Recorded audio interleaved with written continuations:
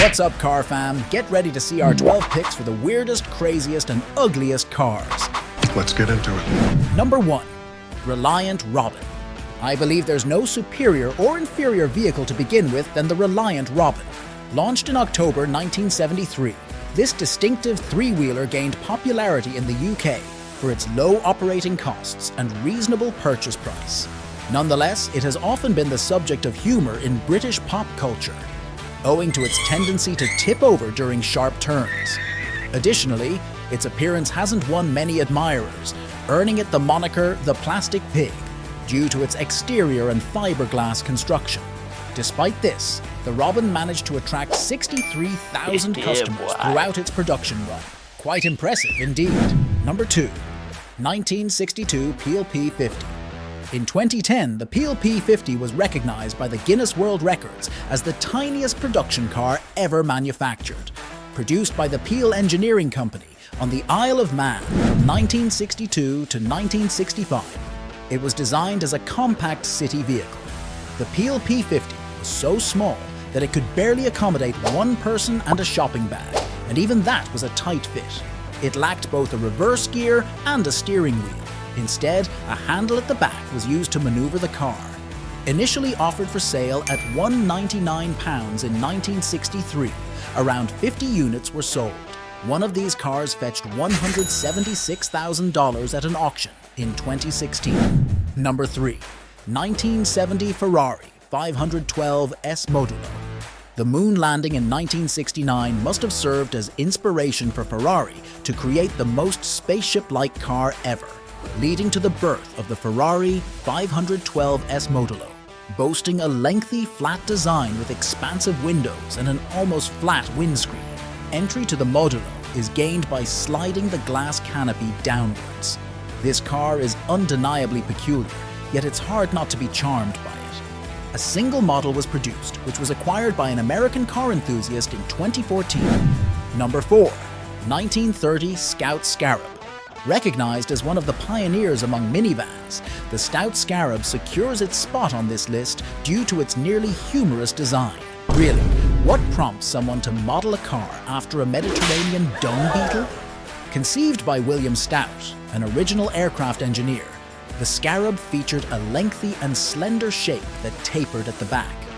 Not shockingly, it didn't become popular at the time, partly due to its unconventional looks and also because Stout set its price at $5,000, equivalent to $90,000 in today's money.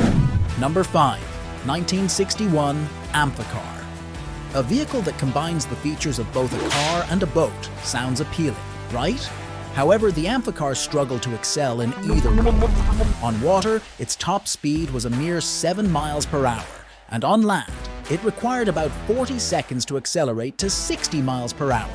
Produced in West Germany and inspired by the World War II Volkswagen Schwimmwagen, the Amphicar was available on the market from 1961 to 1968.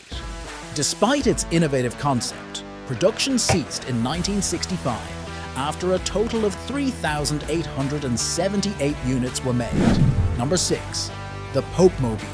Born out of the necessity for heightened security following the assassination attempt on Pope John Paul II in 1981, the Popemobile, while serving an essential function, also boasts an unmistakably distinctive design. Atop the vehicle sits a sizable bulletproof glass enclosure within which the Pope stands to wave and address the masses who gather in large numbers to catch a glimpse of him. In a recent instance, Pope Francis opted for a Dacia Duster as his Popemobile during his trip to Romania. Imagine spotting the Popemobile on the highway. Would the Pope still be standing up, greeting passers-by? The thought itself is quite intriguing. Number 7. 2013 Youabian Puma. Viewed through a computer screen, the Youabian Puma might not seem all that outlandish, but in the flesh, its proportions are truly absurd. A staggering 20 feet in length and 7.5 feet in width, all while tipping the scales at 3.5 tons. Conceived by Beverly Hills plastic surgeon Dr. Kambiz Youabian, the Puma was introduced in 2013 as a pleasure vehicle. However, The practicality of maneuvering a vehicle of such immense size and weight through the streets of Beverly Hills seems highly questionable.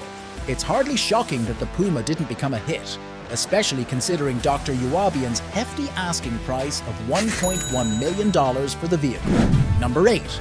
2013 Mercedes Benz AMG G3 6x6. When you envision a 6x6 vehicle, the image that typically comes to mind is that of a military behemoth, and that's exactly what the Mercedes AMG G3 6x6 embodies. Originating from a design tailored for the Australian Army in 2007, the 6x6 stretches to an imposing length of 19 feet and tips the scales at just over 4 tons. The truly peculiar aspect of the 6x6 lies in its status as a road-legal vehicle. Picture yourself waiting at a set of traffic lights when this colossal machine rolls up beside you. It would feel like a scene straight out of a Mad Max movie. Number 9. 1953 Iso Isetta.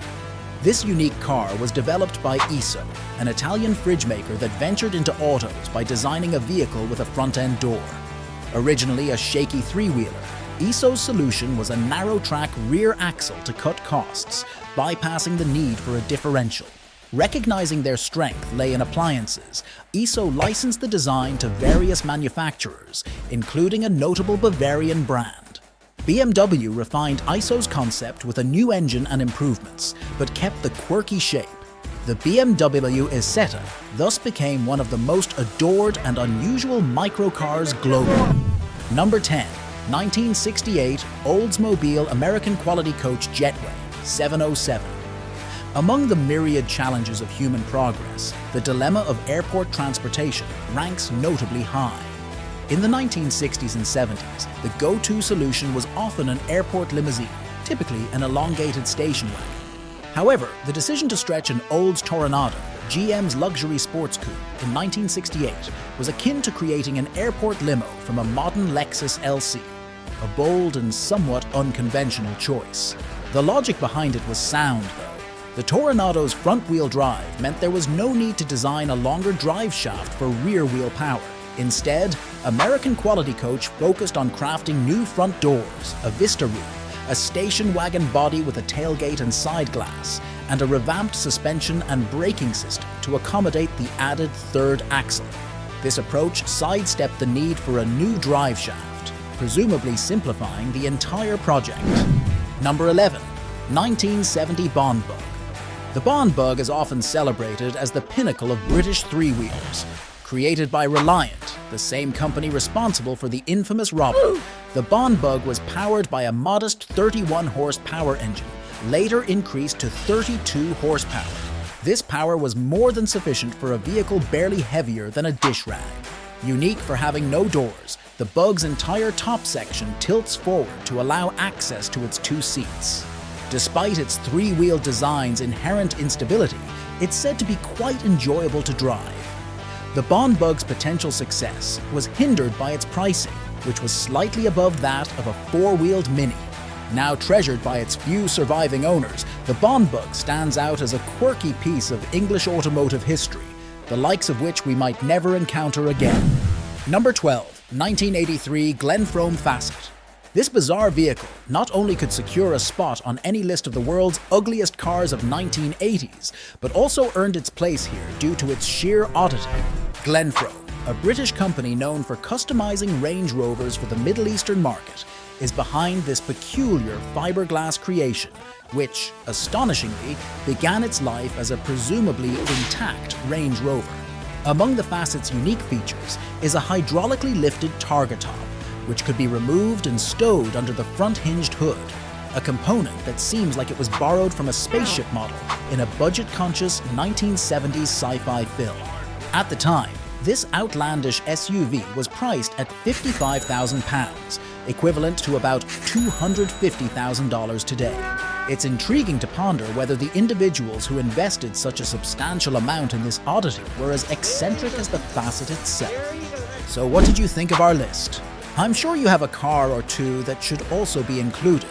Let us know your thoughts in the comment section. And make sure to leave a like, share, subscribe, and turn on your bell notifications so you don't miss any great automotive content in the future. See you in the next video.